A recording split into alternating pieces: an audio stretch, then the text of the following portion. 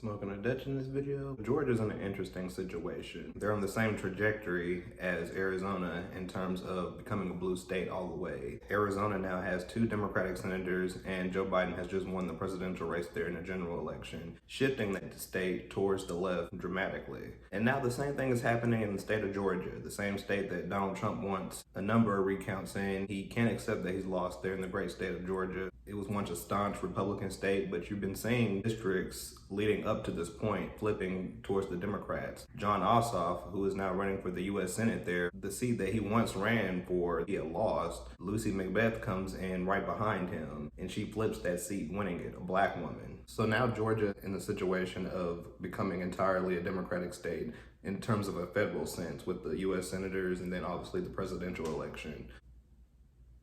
You have Raphael Warnock, a reverend there in the state of Georgia. He's running against Kelly Loeffler, and she was appointed by the Georgia governor, a Republican governor, obviously. So she wasn't even elected by the people. In the general election, she was trailing Raphael Warnock by a couple 100,000 votes. And the same and vice versa with Jon Ossoff. He was trailing Perdue by a couple 100,000 votes. So now the Democrats believe they can take the state of Georgia entirely. They said ever since election day, or ever since it was announced that Georgia was going for Joe Biden, they have ramped up and upped their efforts in terms of voter registration, in terms of participation. Even the people who did vote past election, they were trying to increase the amount of turnout still again.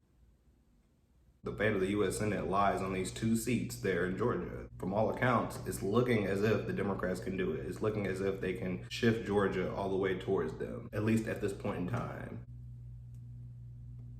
So Kelly Loeffler, she was appointed by the Republican governor there in Georgia. She was appointed, so she didn't even win. She wasn't elected there at all. But not merely that, she has denied that she knows anything about the Access Hollywood tape in which Donald Trump was describing grabbing women by the you-know-what. She claims she didn't know anything about that, which has gotten her massive backlash. Now, I know what a lot of you are thinking. You're like, well, is that really hurting her to the point to where she could lose a race? Yes, people care about this type of stuff. When your minds are conditioned by the media industrial complex on a daily basis, yes, of course, you care about this type of stuff. That type of stuff matters. It matters. She denied that, and then she catches COVID. So now she's a victim of COVID herself, just like the president was, and he wonders why he ended up losing the presidential race, because he wasn't taking this whole entire ordeal serious to begin with. Same for the people who are following in his footsteps. So she's the incumbent senator there. Their races are going to runoffs because none of them crossed the 50% threshold to actually get the outright majority you have to do in order to just win the state. Even though they were both at 49%, Raphael Warnock was still ahead of her by a good margin. So all he has to do is build on his momentum in his race, and he's going to the U.S. Senate. He's going to the U.S. Senate. Democrats there have already influxed their money there. Millions of dollars are going into these races. The eyes of the country and the world will, quite frankly, be on these races, because if they win, then Joe Biden has complete and unilateral control over our whole entire federal government. What will he do with that? Probably absolutely nothing, just like what Barack Obama did. Last time Democrats had this type of majority, Obama and Biden passed Obamacare, a bill written by the Heritage Foundation, and you can do your own research on this. This is a conservative think tank funded organization and group that's anti-abortion, by the way, so anti-choice. They're the ones who wrote Obamacare.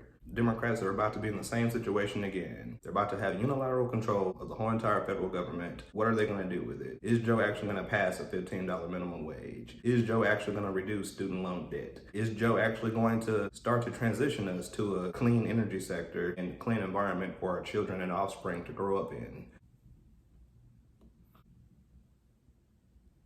And a lot of progressives, they've been raising the red flags. Well, these people, they're not actually progressives. Raphael Warnock and Jon Ossoff, they're not progressives. And yes, that's true. They have shown some populist elements. Yeah, they're not fully blown progressives. Reverend Raphael Warnock, looking into him myself, he has shown language of being in support of single-payer healthcare and socialized medicine.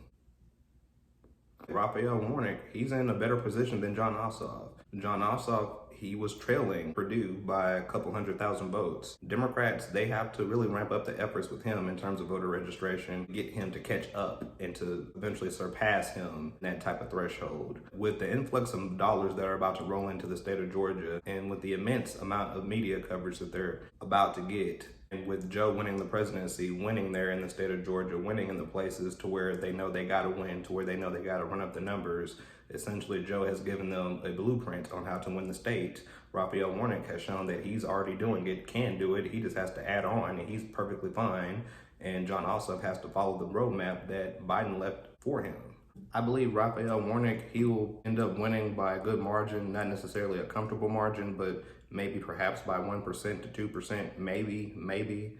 Jon Ossoff is going to be a slugfest. It's going to be a dogfight. He's going to have to really earn every single vote. Jon Ossoff, he's more of an establishment candidate. He's more of a deep state candidate that relies on information of career officials, which is why he's not a progressive, which is why he hasn't used populist language. He has a lot more work to do, just to put it candidly, like I said, because he's not a populist in the sense of at least using language. And on top of that, he was trailing by at least 100,000 votes. He has a lot more work to do. The roadmap is there. Joe Biden has given them the roadmaps to win the state of Georgia.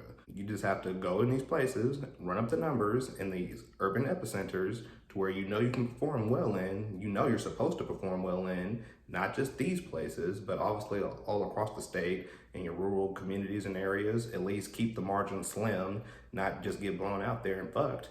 And you all should do very well. You all should do very well.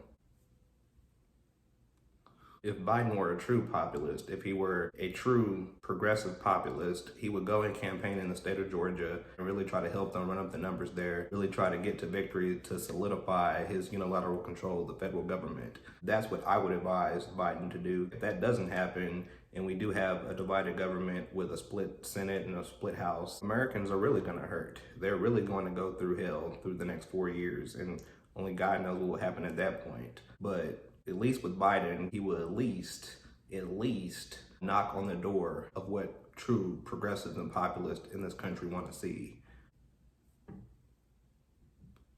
That first day, in those first 100 days, that is the time frame in which you're probably going to get the most out of Joe Biden in terms of just a populist passing legislation, enacting executive orders. That's the most you're going to get out of him. So within that time frame, you got to get the most out of him. So progressives will put pressure on his administration, probably be protesting outside the White House if he's not doing some of the things that he campaigned on and has at least floated and touted in speeches. You're going to start to see massive pressure on him.